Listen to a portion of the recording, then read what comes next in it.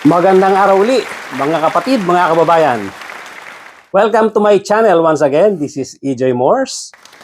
At meron tayong update tungkol dito sa pagkakaaresto ni former President Digong Duterte. At itong bandang alas 3 kaninang hapon ay nagmamadali itong sila Atty. Torion, sila Atty. Vic Rodriguez, kasama itong isang attorney pa na pangalan ay Philip Salvador. Nag-file sila ng petition for certiorari at kine-question nila yung constitutionality ng paghuli kay Digong Duterte. What? So, tumakbo sila doon sa Supreme Court at umabot naman sila. Talagang nakaredy. Sa tingin ko, matagal nang nakahanda. Nakahanda itong dokumento nila. Ang kapal-kapal ng kanilang petisyon. Pero mukhang nakaredy na nga. Nakahanda na itong lawyer ni Digong Duterte. At umabot sila bago magsara ang opisina ng yung docket ng Supreme Court. So, dibdiban talaga nilang hinahabol ang pag-question dito sa pagkakahuli ni Digong Duterte. Tanong sa kanya. Ganyan lang. Makita lang niya si PRRD at matanong. Opo. Ha? Kailangan po sasabihin niya lang sa akin yes kung firma niya na ito. Papakita ko lang sa kanya. President, Sir President, magkakita po po sa Digong Bautista. Confirm ko lang po, ipapakita ko sa kanya. Yung verification ni Presidente para ma-file na yung petition.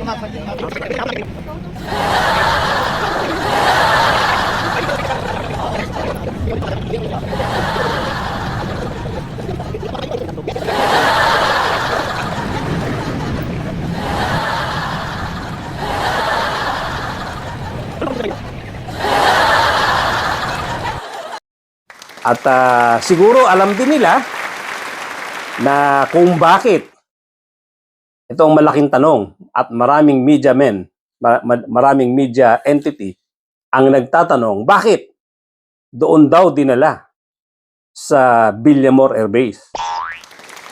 Bakit doon dinala sa Villamor Air Base itong si former President Digong Duterte na ang ibang mga abogado niya at pati na rin itong si Senator Bongo ay nagpupumilit na doon daw sa ospital dalhin itong si Digong Duterte. Pero sorry na lang dahil siya ay nasa kustodiya na ng Interpol at wala na kayong magagawa dyan. What? Hindi nyo na pwedeng i-request yung gusto nyo mangyari na nagagawa nyo nung araw nung kayo ay nakaupo sa pwesto. Naninibago kayo ngayon. Hindi kayo sanay na kayo ang nakikiusap. Itong si Senator Bongo, ang gando lang siya sa gate ng Villamor Air Base. Hindi sila sanay sa ganyan. Sanay sila na pag nakita pagmumukha nila, pasok agad sila. Ngayon, hindi na pwede. At again, nasa custody na ng Interpol, wala ka na magagawa dyan. Ngayon, ang problema nitong petisyon nila, yung kanilang i-file for petition for certiorari, kung, itong malaking tanong, kung hindi ililipad agad si Digong Duterte, may pag-asa pa sila. Ang problema, once na-aresto ang isang suspect or ang isang subject of warrant of arrest ng ICC, ang regulasyon ay dapat nang ilipad ka agad doon sa The Hague. At sa tingin ko, very logical naman yan. May logic yan. Bakit? Especially kung ang iyong hinuli ay isang former president, definitely may mga followers pa ito. May mga tagasunod ito, may mga tagahanga ito. At gano'n na nga, may pinapakita nga sila ngayon na may mga supporter sila dyan sa labas ng Villamor. So, very practical talaga na pag ikaw ay pinahuli ng ICC at ikaw ay nahuli sa iyong bansa, natural, ililipad ka na kaagad doon sa The Hague. para maiwasan ang gulo. Kaya siguro ganyan kataranta itong sila Atty. Torion sa pagmamadali, sila Atty. Vic Rodriguez sa paghabol ng pagpa-file ng petition for certiorari diyan sa Supreme Court. Kaya nga lang, sinasabi ko, may bisa yan kung aabot. Paano kung ilang araw pa bago magkaroon ng ng en banc hearing or diyan sa Supreme Court? Dahil hindi man agad-agad ay may schedule yan. Dahil may mga sinusunod na schedule ang Supreme Court.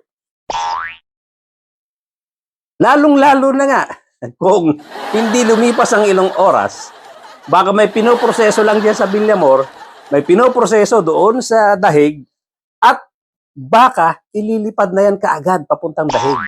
So, moot and epidemic na yan. Or moot and academy. Sorry na lang. Well, nagpapakita sila ng magandang effort naman at pinapakita lang yung loyalty nila kay Digong Duterte. But then again, ang sinasabi natin dito, kailangan humarap itong si Presidente, the former President Digong Duterte, kailangan humarap sa korte ng ICC at doon niya patunayan yung sinasabi niyang wala siyang nagawang kasalanan. Siguro naman itong ICC ay parehas na mga parehas na mga tao ito, yung mga nandito sa Dahig. Hindi naman ito mag-aaksaya ng panahon, hindi ito gagawa ng ganitong malaking isang international court para lang maglagay ng mga tao dyan na mga may hina kokote, na mga walang nalalaman tungkol sa batas at walang nalalaman tungkol sa rights ng mga tao. So yan, nandiyan yan para pakinggan ang lahat ng panig para malaman kung wala kang kasalanan. Mr. President Digong Duterte. Kung wala kang kasalanan, patunayan mo dyan sa Dahig, dyan sa ICC. Kaya nga, tama lang na sa tingin ko, pinoproseso na yan at any moment now ay lilipad na yan papuntang Dahig. At yung kanilang petisyon ay wala na rin magagawa. Practical yan dahil hindi naman kailangan mag-antay ng matagal yan dyan. Yan po ang kasagutan kung bakit marami nga nagsasabi, marami nagtatanong, bakit kaya naandyan dyan pa rin sa Villamor Air Base? Bakit kaya dyan dinala? Dahil po, hindi na kailangan i-travel ng malayo yan. Hindi na kailangan dalhin kung saan-saan yan. Naandyan dyan na po ang runway, naandyan na po ang eroplano, at any moment now, ililipad si former President Digong Duterte dyan, papuntang Dahig, Netherlands. So, please, nag-effort itong mga bataan ni Digong Duterte. At meron pa ngang pagmamakaawa itong si Robin Padilla sa presidente. Isa pa ito na gumagawa ng effort para wag matuloy ang pag-aresto ng or wag matuloy ang pagdadala ng former president papuntang Dahig. Sabi niya, ang ganda ng pagkakasulat. Sino kaya sumulat nito para kay Robin Padilla? My earnest plea, Mr. President, is for you to exercise your executive power to halt the operations of the PNP in following directives from a foreign entity that undermines our laws and violates our sovereignty. Nako, galing! Itong isang tagahanga at taga-tagasunod at isang matinding supporter ni Digong Duterte na si Senator Robin Padilla, na isa sa mga nag-aaksaya ng ating mga pinapapasweldo, ng ating mga perang ipinapasweldo diyan sa Senado. Ito, humihirit pa sa presidente na akala mo naman ay malaki ang kontribusyon dahil sa Senado. Nagagawa pang gumawa ng ganitong plea ng pakiusap sa presidente para wag ituloy ang pag-aresto dito kay Digong Duterte. Isa ka nga sa walang loyalty at walang patriotism dito sa bansang Pilipinas. Isa ka rin sa nagtatanggol diyan sa China.